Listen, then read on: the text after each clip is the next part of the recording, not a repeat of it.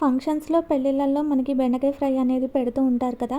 Same అదే టేస్ట్‌తో ఇంట్లోనే చాలా సింపుల్‌గా, క్విక్‌గా ఎలా చేసుకోవాలనేది ఈ వీడియోలో చూపిస్తున్నాను. వీడియోని ఎక్కడ స్కిప్ చేయకుండా చివరి వరకు చూసేయండి. అంతకన్నా ముందు హాయ్, హలో, నమస్తే. నేను మీ రమ్యకృష్ణ వజ్రాల. Welcome to Telugu home foods. First ఒక మిక్సీ జార్‌ని తీసుకొని అందులోకి ఒక 4, 5 వెల్లుల్లి రెబ్బలు, ఒక స్పూన్ జీలకర్ర వేసుకోవాలి. తర్వాత పసుపు వేసుకోవాలి. పసుపు ఒక పావు టేబుల్ స్పూన్. తర్వాత సాల్ట్ వేసుకోవాలి. సాల్ట్ ఒక హాఫ్ టేబుల్ స్పూన్. ఇప్పుడు ఇందులోకి కారం వేసుకోవాలి. కారం ఒక 1 టేబుల్ స్పూన్ వరకు వేసుకొని మిక్సీ జార్‌కి మూతను పెట్టేసి దీన్ని మెత్తగా గ్రైండ్ చేసుకోవాలి. దీన్ని ఇలా గ్రైండ్ చేసుకున్న తర్వాత దీన్ని మొత్తాన్ని ఒక బౌల్లోకి తీసుకొని పక్కన పెట్టుకోవాలి. ఇప్పుడు మనకి బెండకాయ ఫ్రైలోకి మసాలా అనేది రెడీ అయిపోయింది కదా! ఇప్పుడు స్టవ్ మీద ప్యాన్ పెట్టి ఆయిల్ వేసుకోవాలి. ఆయిల్ బాగా హీట్ అయిన తర్వాత పల్లీలు, జీడిపప్పు వేసి వీటిని గోల్డెన్ కలర్ వచ్చే వరకు వేపుకోవాలి. ఇవి మాడిపోకుండా నిదానంగా లో ఫ్లేమ్లో ఫ్రై చేసుకోవాలి. ఈ బెండకాయ ఫ్రైని ఇంతవరకు ఎవరైనా ట్రై చేయని వాళ్ళు ఉంటే ఈ వీడియోలో నేను చూపిస్తున్న విధంగా ట్రై చేసి చూడండి.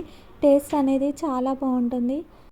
మనకి పల్లీలు, జీడిపప్పు ఈ కలర్లో ఉంటే సరిపోతుంది. ఇప్పుడు మనం వీటిని తీసి ఒక బౌల్లోకి పెట్టుకుందాం.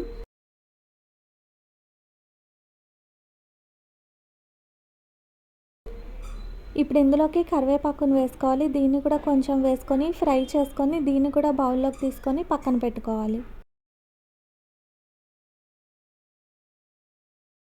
మనం ఇలా బెండకాయ ఫ్రైలో కరివేపాకుని, పల్లీలు, జీడిపప్పు వేయించి వేసుకోవడం వల్ల టేస్ట్ అనేది చాలా బాగుంటుంది.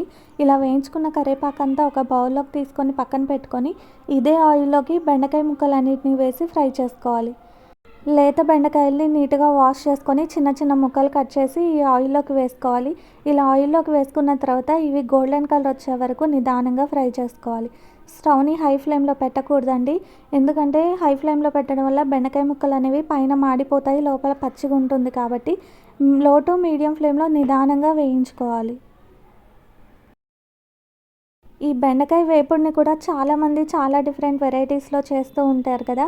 ఈ వీడియోలో నేను చూపిస్తున్న విధంగా ఒకసారి ట్రై చేసి చూడండి. చాలా టేస్టీగా ఉంటుంది. మీరు ట్రై చేసిన తర్వాత ఎలా వచ్చిందనేది నాకు కామెంట్ బాక్స్లో కామెంట్ చేయండి. చూసారు కదా, మనకి బెండకాయ ముక్కలు అనేవి కొంచెం కలర్ చేంజ్ అయ్యి ఫ్రై అవుతున్నాయి కదా! ఇదే స్టేజ్లో ఈ బెండకాయ ముక్కలన్నిటినీ ఆయిల్లో నుంచి తీసి ఒక బౌల్లోకి వేసుకోవాలి. ఇలా ఈ బెండకాయ ముక్కలు మొత్తాన్ని బౌల్లోకి వేసుకున్న తర్వాత ఈ కళాయిలో ఉన్న ఆయిల్ మొత్తాన్ని తీసేయాలి. ఇలా ఆయిల్ మొత్తాన్ని తీసేసి ఒక 2 టేబుల్ స్పూన్స్ వరకు ఆయిల్ ఉంచుకుంటే సరిపోతుంది. ఇప్పుడు ఈ ఆయిల్లోకి మనం వేయించుకున్న బెండకాయ ముక్కలు, మనం ముందుగా మసాలాని ప్రిపేర్ చేసి పెట్టుకున్నాం కదా, ఆ మసాలాని కూడా వేసుకోవాలి. ఇప్పుడు దీంతో పాటు మనం వేయించి పెట్టుకున్న కరివేపాకు, జీడిపప్పు, పల్లీలు వీటిని కూడా వేసుకోవాలి. ఇప్పుడు ఈ మసాలా అంతా బెండకాయ ముక్కలకి పట్టే వరకు నిదానంగా కలుపుకోవాలి. స్టవ్ని మొత్తాన్ని లో ఫ్లేమ్లోకి అడ్జస్ట్ చేసుకొని ఈ మసాలా అంతా ఆయిల్లో కలిసి ఆ ముక్కలకి పట్టే వరకు నిదానంగా కలుపుకోవాలి.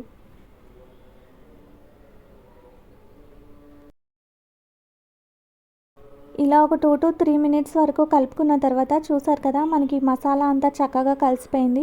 ఇప్పుడు మనం దీన్ని ఒక బౌల్లోకి తీసుకొని సర్వ్ చేసుకుంటే ఎంతో టేస్టీగా ఉండే బెండకాయ ఫ్రై అనేది రెడీ అయిపోతుంది.